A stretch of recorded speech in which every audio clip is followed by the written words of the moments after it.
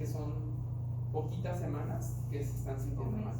¿Podrías mostrar también como un paciente que, aparte de la pancitopenia que veas en los laboratorios, que tenga como síntomas de sudoración? Sí, pueden tener algunos síntomas, pero la verdad, les voy a ser muy honesto, hacer una diferenciación clínica, o sea, y decir, parece LMA, parece LMA, LLA, P, B, pues no. Hay algunos datos, o sea, que son muy escasos, que nos pueden hacer sugerir solamente, parece una linfoide, parece una mieloide. ¿Por qué? Por el comportamiento clínico que tiene el paciente. Y por ejemplo, ahorita vamos a hablar La de eso. adenopatía, doctora, y en este caso no te hablaría más de a lo mejor linfoide. Muy probablemente sí. Sí, o sea, si me llega un paciente que está lleno de ganglios en el cuello, pancitopénico, pues sí, voy a decir, parece más una LLA. Pero, oh sorpresa, LMA, M4, M5, Hace sí, adenopatía. hacen adenopatías. ¿Sí? Si veo unas encías infiltradas, ¿sí? O sea, que veo que mi paciente llega pancitopénico y llega con las encías infiltradas, ahí sí te voy a decir, casi seguramente es una de enfoque monocítico. O sea, de subtipo monocítico, un M4, M5. ¿Sí? Y otra cosa, por ejemplo, las manifestaciones clínicas de fallo medular son más aparatosas en la LLA, ¿sí? Más que en la LLA. Porque son muchas células las que están. Sí, el fallo medular es mucho más notorio. No sé por qué, porque al final de cuentas se está reemplazando, ¿sí? Y debería de ser muy similar, pero no. Cuando vemos pacientes que llegan con 2 gramos de hemoglobina, con 3000 plaquetas, con 0 neutrófilos, pues nos encaminamos más. Ahora, un paciente con leucemia aguda, ¿hace leucocitosis o hace leucopenia? Puede ¿Con hacer qué? las dos. Puede hacer las dos en el curso. Ah, mira. Según yo puedo hacer las dos en el curso. Pueden presentarse con leucocitosis o pueden presentarse con leucopenia, pero va a tener una constante. La neutropenia. La neutropenia es la constante. Ustedes vean la cuenta de neutrófilos de ese paciente con leucemia aguda y va a estar neutropénico. Tanto en la mieloide como en la linfoide. En las dos. En las dos tu paciente va a tener neutropenia. Y linfofilia. O sea, ¿Y va a estar de los pocos leucos que le quedan, van a ser linfos los que vamos a estar viendo. Puede ser. Ajá. ¿Pero pueden estar O puede normales ser. también?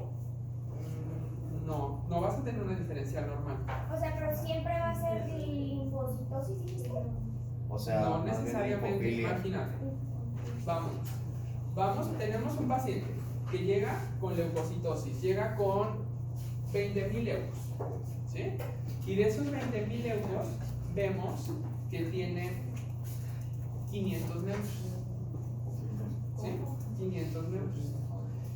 Y el resto a lo mejor son linfocitos, ¿sí? Vas a decir, ¿por qué tiene 500 neutros? Y sus restos, 19.000, son linfos. Muy probablemente sea una leucemia linfocítica aguda, ¿sale?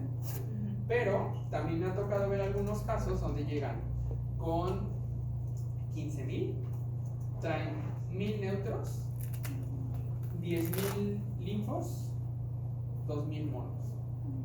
Está como viral, ajá. infección viral. No, o sea, no sabemos. No sé, a pero veces. digo, es una disociación. ¿Cómo dijo ahorita que era lo de la que hacía pensar que era linfoide? Porque tienes más linfocitos. Ah, ok, o sea, Sí. sí, no, ok, Pero siempre tu diferencial, casi siempre tu diferencial va a estar alterada. Siempre tendrás un porcentaje mayor de monocitos o vas a tener un porcentaje mayor de linfos. O sea, no vas, pero tu constante va a ser la neutropenia. Aunque, ojo, a veces llegan con cargas muy altas, o sea, es decir, 200.000 linfocitos o 200.000 leucos. Sí, o sea, pero trae 200.000 linfos. Pero ves que de esos 200.000 linfos trae todavía 1.000 neutros, 1.500 neutros. Ahí tendrás que definir, ¿es una leucemia crónica? ¿Es una leucemia aguda? ¿Sí? Y vamos a tener en consideración también la anemia y la trombocitopenia. ¿Sale? Doctor, y lo que decía de que los monocitos estaban, en el caso de que estaban súper altos, no puedes decir de que ya, o sea, es una mieloide Monocíclica. No, porque por ejemplo puede ser que los blastos que está sacando a la sangre periférica sean unos blastos grandes. ¿Los blastos de todos en general o los blastos de monocitos? No, blastos en general. Puede ser que a lo mejor era una L2 y esos blastos tan grandotes. Ah, ok. Ajá, y entonces a lo mejor no te lo va a reportar como linfocitos, te lo va a reportar como un mono. Ah, de que lo confundió Están la... muy Lo grandes. confunde la máquina. Gracias. Por eso el ojo humano en el frotis de sangre periférica es súper importante. Yo tengo una pregunta. Cuando llevamos este tema en la materia, había una cosa que siempre se me quedó como con duda, porque decía, diferenciando en los leucocitosis, pues, entre una crónica y una aguda, y se me olvidó. Decía de que a veces era más importante la leucocitosis en la crónica porque son maduros, Sí. pero en la aguda sí se puede presentar, pero no tanto, porque era más característico porque como son blastos no los va a contar como más, bueno, no sé si... No, si es mira, verdad. bien sencillo. En las crónicas la constante va a ser la leucocitosis. Siempre va a haber leucocitosis, siempre va a haber leucocitosis. Y van a ser leucocitosis bien grandes. O sea, vas a encontrar leucocitosis de 200, 300, 400. ¿Sí? Y en el caso de las agudas también te puedes encontrar leucocitosis, pero es menos frecuente. Pero tu constante va a ser la neutropenia. Vuelvo a eso. También otra cosa constante que vamos a tener, que va a ser pues el fallo medular. Vamos a tener trombocitopenia y anemia. ¿Sí? De grado bien variable. En ambas. ¿Cómo? Si en LLA y en Ah, LMA ok. vas a tener las dos. Mira, vamos, manifestaciones clínicas: fiebre, fatiga, hemorragia, dolor óseo. ¿Sí? En el LLA. El dolor óseo es muy notorio en el LLA. Ese es un dato. ¿Sí? Linfadenopatía, hepatomegalia y esplenomegalia.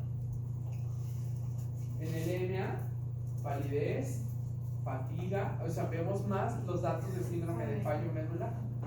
¿Sí? Palidez por la anemia, fatiga porque está súper anémico, debilidad por la anemia, palpitaciones, es un síndrome anémico prácticamente, disnea por el síndrome anémico, equimosis, petequias, hemorragia gingival o conjuntival, hemorragia prolongada, ¿sí?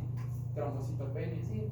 Anorexia, pérdida de peso y fiebre, ¿sí? Llegan infectados. Prácticamente, se fijan, es el fallo medular completamente. Oye, pero la constante... Es la sí, neutropenia, ya, neutropenia, anemia y trombocitopenia. Ok, y en la Sí. crónica es la leucocitosis. Leucocitosis. Ok, vale. Leucocitosis con diferenciales generalmente normales. Ahorita lo vamos a revisar. ¿Y la anemia tiene que ser megaloblástica o no importa? No hay una constante. Generalmente es normonormo, puede ser un poco de macrocitosis, pero no hay algún subtipo de anemia en el que digas, ah, es de leucemia. Ok. No. ¿Sí? Gracias. Las manifestaciones clínicas de cualquier leucemia aguda: insuficiencia medular, anemia, el síndrome anémico, la granulocitopenia, tendencia a infecciones, y trombocitopenia, diátesis hemorrágica. Hemorragia generalmente es por trombocitopenia, generalmente. Sí, digo generalmente porque a lo mejor estamos enfrente de una leucemia promielo y está en 6D y necesariamente no es por trombocitopenia. Es por algo más. Sí, es por algo más.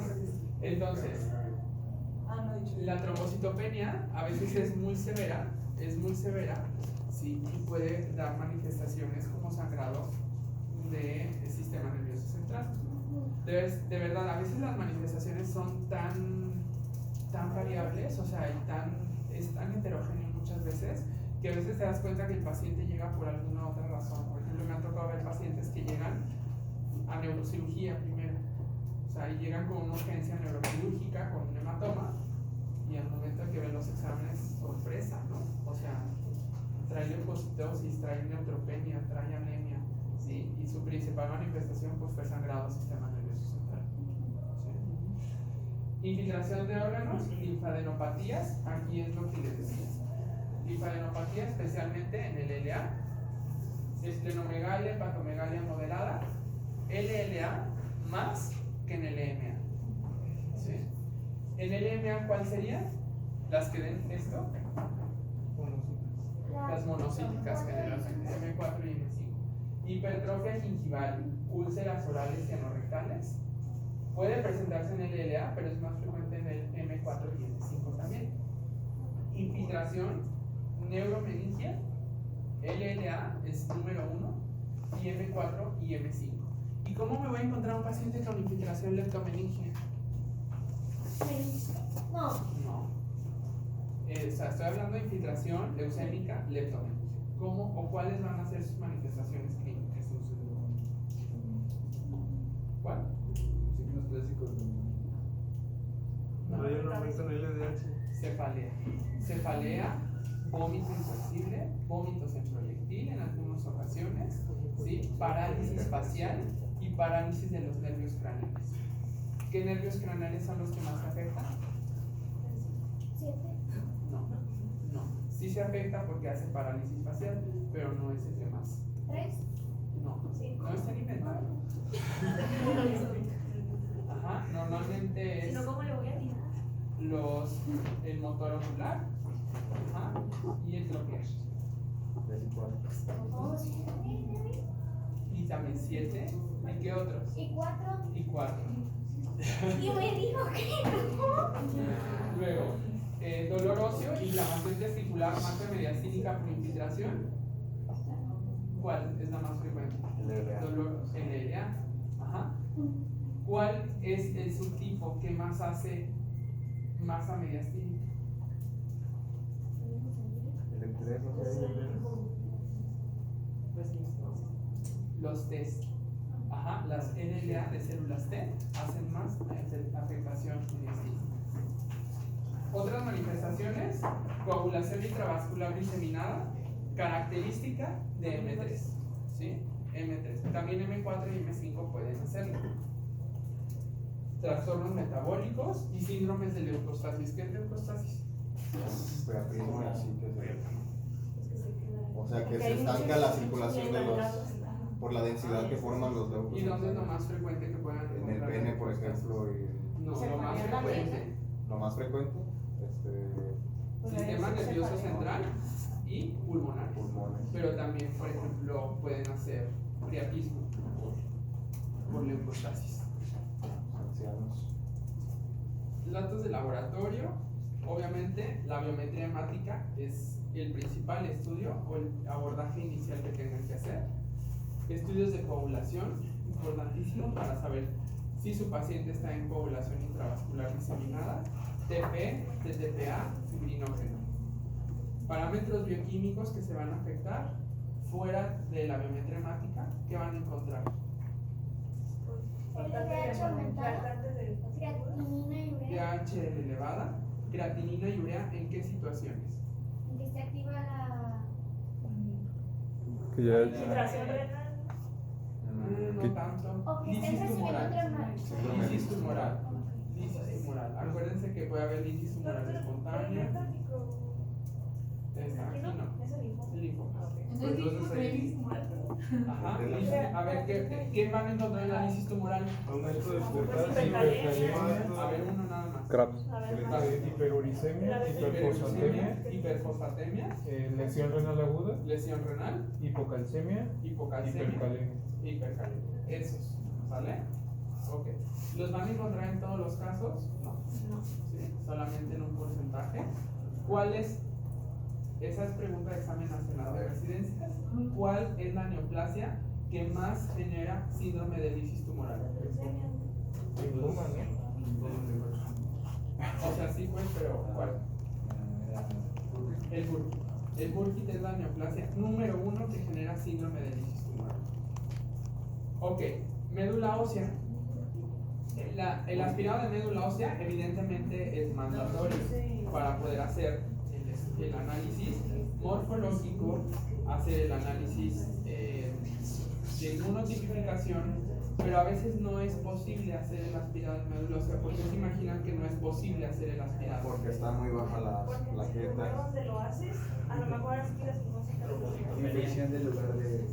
que el paciente no aguanta Pues la... tienes un También, chorro de pues. lugares para funcionar. ¿Qué lugares tienen para funcionar la médula ósea? Cadera, esternón, No, cresta. Las crestas Creo ciliares. que lo más femur también puede... La clavícula. Esternón. No, esternón. cresta y Cresta ilíaca. Cadera. Pues ahí está. Cresta ilíaca anterior, ajá, posterior, la tibia, Ah, las tibias, Las vértebras. si alguna vértebra puede funcionar. Pero no, o sea, el hecho aquí es bien importante, no se contraindica un estudio de médula ósea por trombocitopenia. O sea, ¿no se contraindica o no se? no se contraindica. Aunque traiga cero plaquetas. En el séptimo no nos querían hacer, Sí, hace unos que nos decían que no. que no se puede. Qué flojos. Pero no se contraindica. Sí, o sea, no se contraindica. O sea, ya si vas a hacer una biopsia con, o sea, de por corte y eso, pues transfundes plaquetas y haces al momento. O sea, estás transfundiendo las plaquetas y estás haciendo la biopsia, ¿sí me explico? O sea, no necesariamente contraindica. O si vas a hacer un simple aspirado de esternón, la verdad es que pues es muy poco probable que vaya a sangrar. ¿Vale? Entonces, en este caso, no se contraindica. No. Pero sí hay algunos casos donde no podemos obtener muestra de médula ósea. ¿Por qué? Porque hay tanta infiltración medular de los blastos, ¿sí? Que ¿qué va a pasar? Que la médula ósea se va a empaquetar, así le llamamos, médula ósea empaquetada. Son tantos los blastos que se cierra y no la podemos aspirar. ¿Sale? Es como muy denso el material que estás. Pues es que son tantas células que están ya cerraron, no la puedes aspirar siquiera. Cerraron esa posibilidad de aspirarlo. ¿Qué hacemos en ese caso? Pues a sangre periférica. ¿Sí? Hacemos los estudios, hacemos un barrido en sangre periférica, pedimos una inmunotipificación en sangre periférica, o a veces lo que hacemos es hidratar al paciente, esperar un poquito, ¿sí? Y ya después lo volvemos a intentar. No es como intentar de otro lado una opción. Puedes intentar de otro lado. Hay veces que, por ejemplo, esternón no lo puedes hacer, te vas a la cresta ilíaca, te da una muestra y con eso haces el diagnóstico. Ya en el peor de los casos, donde, por ejemplo, está súper pancitopénico el paciente, ¿sí? No tengo leucos circulantes, no lo puedo aspirar, pues ahora sí que vas a tener que esperar al corte de médula ósea, ¿sí? O sea, al hueso. Eso es a veces medio malo para ellos, pues para el paciente, porque ustedes saben que cuánto tarda un patólogo en reportarte una pieza de este tipo. Son 8 o 10 días aproximadamente. Entonces, retrasar el tratamiento tanto tiempo a veces pues no es lo mejor. Función lumbar de diagnóstico, ¿para qué? Por eso no cuando tienes síntomas de infiltración, o sea, no es de rutina. Si tengo una LLA, de rutina lo tengo que Por el hacer. comportamiento luego defines. Por disminución de... Pero dijimos que la mieloide también podría infiltrar, ¿no? Sí, Entonces, pero ya M4, M5. Si ya me reportan una M4, M5, Así es. hago función lumbar. ¿Sí? Si tengo sospecha o tengo ya el diagnóstico de una LLA, hago función lumbar. ¿Cuándo no puedo hacer la función lumbar? Ahí sí es contraindicación a trombocitopenia, ¿no? Sí, ahí está contraindicada. En trombocitopenia severa, ahí sí, 20, 30 dicen que 30,000 todavía es como que nos aventamos a hacerlo. ¿Sí? Lo idóneo, acuérdense, en una función lumbar, ¿cuántas son? más de 50. Más de 50,000. ¿Ok? Pero aquí sí hay una contraindicación. Si mi paciente llega con alta carga tumoral en sangre periférica, es decir, trae 100,000 leucos, no puedo funcionar. Porque lo puedes infiltrar. Lo puedo infiltrar. ¿Sí? ¿Qué pasa? O sea, al momento de hacer la función lumbar, ¿sí? Acuérdense que pues, voy a pasar espacios y voy a hacer sangrar a mi paciente. Entonces yo lo puedo infiltrar en la función. Tengo que esperar a que la cuenta baje de 100,000 para hacerlo. Y en teoría la literatura dice que lo tienen que hacer las manos más expertas del servicio tratante. ¿Sí? O sea, no la pueden hacer y se tiene que dejar en el momento de que hacemos la función lumbar quimioterapia profiláctica por si en dado caso Se tuvieran se infiltrado. tuviera infiltración. El diagnóstico, sangre periférica o aspirado de médula ósea con más del 20% de blastos, mieloides o de tejidos extramedulares. ¿Qué quiere decir esto? Si yo tengo un tumor, ¿sí? O sea, por ahí algún de ustedes les tocó ver a una paciente mía que tenía un sarcoma mieloide, ¿sí? Y no tenía afectación en la médula ósea. ¿Qué pasa si yo tengo un tumor de células mieloides inmaduras y no tengo la médula ósea, es lo mismo, ¿sí? Es LMA. ¿Ok? Entonces, pero más de 20% de blastos en médula ósea o en sangre periférica hace diagnóstico de una leucemia aguda. Pero ¿por qué sucedería eso, doctor? ¿Por qué no tendrías en médula tus células que estás produciendo ahí inmaduras? Sí pasa. Ajá, son pacientes que te hacen una neoplasia, o sea, una tumoración de células inmaduras, ajá, fuera de la médula ósea, sobre el hueso, por ejemplo, sí, sin afectación de la hematopoiesis, y lo consideras una leucemia. Son casos bien raros. ¿Y debe ser más fácil tratar eso a lo mejor? Si Lo identificas tratas eso? como igual. Luego, el estudio morfológico de extensión de sangre periférica médula ósea teñidas para la caracterización específica y establecer el pronóstico genético, citometría de flujo de la médula ósea, cariotipo y el FISH dirigido a las alteraciones citogenéticas habituales. Obviamente no vas a hacer el aspirado de médula ósea y voy a pedir todas las alteraciones, ¿verdad? Entonces, generalmente, ¿qué hacemos? Aspiramos, hacemos la inmunotipificación, sabemos el linaje celular, ¿sí? Y ahora sí ya pedimos lo dirigido acerca de nuestra leucemia. ¿Qué diagnóstico diferencial tenemos de una leucemia aguda? Reacciones leucemoides. ¿Qué es una reacción Una leucemoide? elevación arriba de 50.000 en los leucos, pero está explicada por otra cosa. ¿Y por qué generalmente es una Infecciones reacción virales, por ejemplo. infecciones virales, abscesos muchas veces? ¿Sí? De hecho, ese término decían que debía modificarse, ¿no, doctor? Eso de reacción leucemoide. Sí, ya a veces le decimos panmilosis en algunos casos, ajá, pero pues se sigue utilizando el. Porque luego se asustan los pacientes. Sí. ¿Podrías pensar en algo autoinmune también ahí?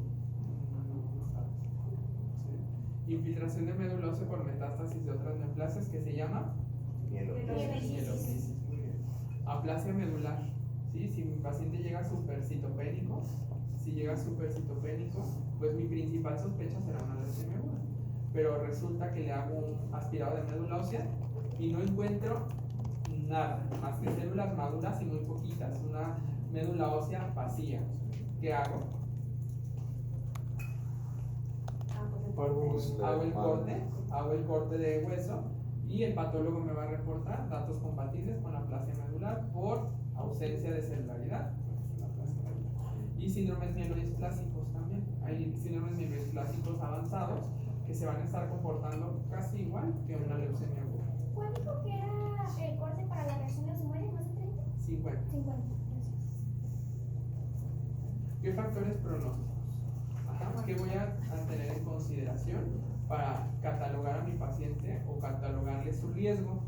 La edad, el estado general del paciente y sus comorbilidades son súper importantes. La clínica de presentación, leucemia de novo, leucemia secundaria. ¿Cuál es peor? La secundaria sí. Secundaria. Sí, la secundaria tiene peor pronóstico. Cifra de leucos al momento del diagnóstico, súper importante. Si mi paciente se presenta con 2.000 leucos, pero con una diferencial alterada con 0 neutros, a que se presente con 200.000 leucos, ¿qué es mejor? La primera, no sé. Con menos carga tumoral. Literalmente es carga tumoral. O sea, si llega con 300.000, 400.000 leucos, la verdad es muy mal pronóstico. Y uno dice, ay, sí, se los tumbamos súper rápido con la quimioterapia. Los 3 días ya tenía 2.000 leucos con puro corticoide, porque pues así les empezamos, con corticoides, por ejemplo, en las linfocíticas. Sorpresa, o sea, súper bien, respondió bien. Pero ese es el típico paciente el que llegó con 100.000, 200.000 leucos al diagnóstico, que no te responde bien. Ajá. O sea, que al finalizar la inducción, ahí está la leucemia, o que recae muy tempranamente. Sí, es muy característico de ese tipo de pacientes.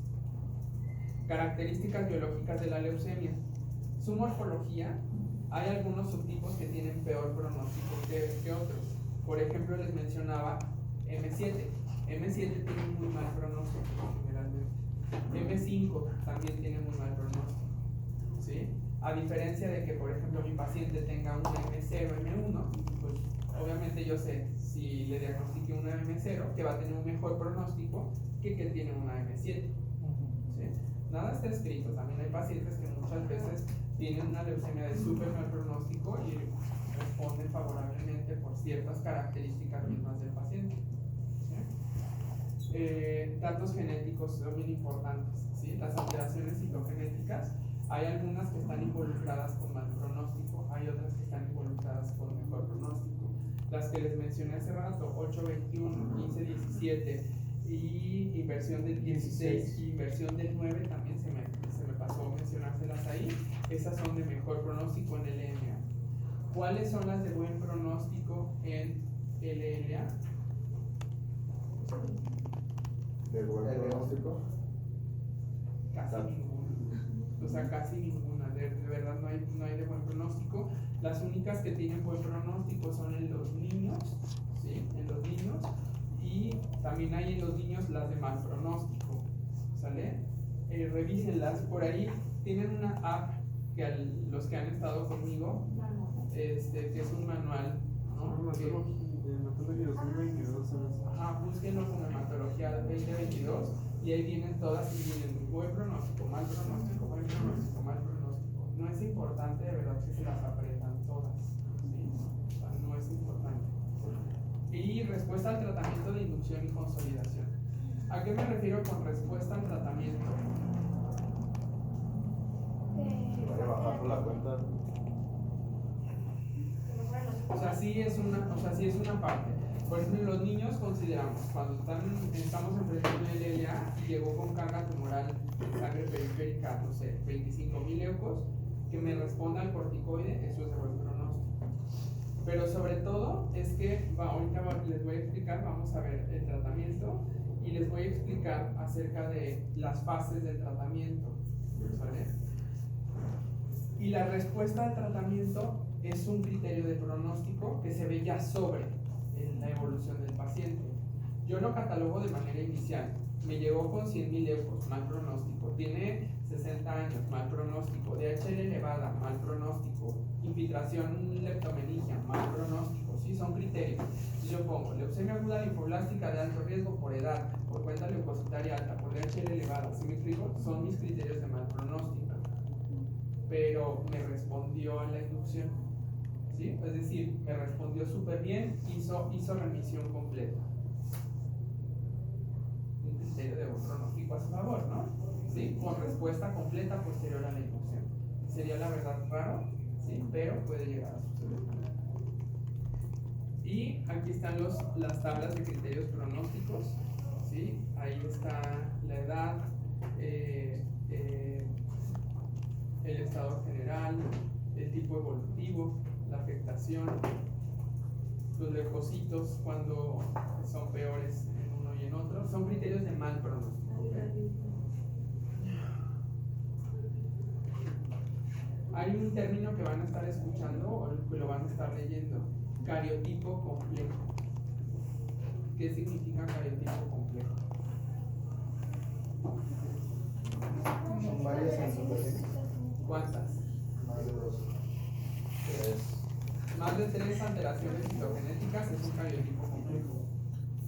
Sí, tipo 3. Yo dije 3, pero no estaba seguro. Sí, pero sí son más de 3. Y las alteraciones moleculares. Tipo complejo. Ajá, más de 3 alteraciones citogenéticas. ¿Sí? Es decir, tiene translocación 1, 11, o sea, así sean las que sean, pero si ya me reportan un cariotipo, o sea, con una monosomía, una deleción, lo que sea, 3, pésimo pronóstico para cualquier tipo de neoplasia, ¿eh? Doctora, y en ese caso, cuando tú ordenas un cariotipado, ¿te van a dar los datos de todo lo que traiga el paciente o tú tienes que ordenarlo específico? No, en el cariotipo te van a reportar número de cromosomas, Ajá. ¿sí? Y las alteraciones que pudieron detectar. Todas las que hayan visto. Todas las que hayan visto o hayan podido detectar por ese método. Cuando tú quieres una en específico, vas a pedirla o por FISH o por PCR, ¿sí? Pero tú ya lo vas a solicitar. Quiero saber 15-17 en específico, pido translocación 15-17 por PCR, ¿sí? O por FISH. Y son diferentes métodos simplemente para analizarlos, pero tú lo pides ya dirigidamente. ¿Sí? Por ejemplo, si de la aspirada de médula ósea me encontré que es una promielocítica porque está reemplazada por puros promielos, pues voy a pedir 15, 17. Nada más las que son para Sí, exactamente. O sea, tenemos que hacer. Ahorita hay unos paneles que se llaman paneles de secuenciación masiva. Esos paneles de secuenciación son pruebas donde analizan por PCR generalmente alrededor de 30, 50 alteraciones genéticas relacionadas para cierto tipo de enfermedades. ¿Sí? En algunos casos son de mucha utilidad. ¿Por qué? Porque en esos paneles a lo mejor hay algún tipo de tratamiento donde el paciente se pueda beneficiar. Pero hay también a veces que hay algunas ocasiones que te reportan cosas que dices, ¿y qué valor le doy? ¿Sí? O sea, ¿qué valor le doy? ¿Por qué? Porque me están reportando que tiene, no sé, voy a hablar de un número, 415. ¿Y el 415 qué le va a hacer a mi paciente? ¿No? Incluso a veces te ponen, existe muy poca evidencia de, dices, ¿y qué va a pasar? Pues ahora sí que lo vas a conocer durante la evolución de la enfermedad. ¿Sí? Pero hay otras veces que, por ejemplo, sí te hacen esa secuenciación y te reportan 922. ¿Sí? Dices, es una LLA con cromosoma Filadelfia positivo. ¿Hay tratamiento para el Filadelfia positivo? Pues sí. ¿Sí? Entonces, agrego ese tratamiento o modifico mi esquema. Por eso a veces son útiles. Me imagino varía mucho el precio entre pedir eso y pedir los fichos PCR. Sí, hacer una secuenciación masiva a veces vale la pena porque te analizan muchísimas y con esas muchísimas a lo mejor el costo, no sé, te voy a hablar de un costo, 40,000 pesos, ¿sí? Y hacer un fish a lo mejor 8,000, 10,000 pesos por sonda que meten por cada uno. O sea, a veces conviene mucho hacer esa secuenciación masiva porque nos reportan muchísimo. Ahora, estos hay que conocerlos, los factores pronósticos sí son importantes, sobre todo que tomamos en consideración la edad, estado general, la afectación, o sea, fuera de la médula, la cantidad de leucos, el subtipo de FAP, cuál es mejor, cuál es peor, ¿sí? Y el tratamiento. Tratamiento son dos completamente diferentes. Para LLA y para LMA, pero va a haber objetivos terapéuticos que son pues muy similares o muy parecidos, ¿okay? Y vamos a tratar esta línea del tiempo y la vamos a utilizar para los dos. Esa es la línea del tiempo, y aquí yo diagnostiqué a mi paciente. ¿Sí? Evidentemente yo voy a tener una masa leucémica, ¿sí? Y esta masa leucémica es la cantidad de tumor, ¿sí?, que tenemos. Entonces yo voy a tener objetivos en mi tratamiento y mi objetivo principal va a ser hacer remitir a mi paciente, que remita la enfermedad, es decir, que logre una respuesta completa a la enfermedad. Y eso lo voy a hacer con un tratamiento que se llama inducción a la remisión. Inducción a la remisión. La inducción a la remisión tiene un objetivo. ¿Quién sabe cuál es el objetivo?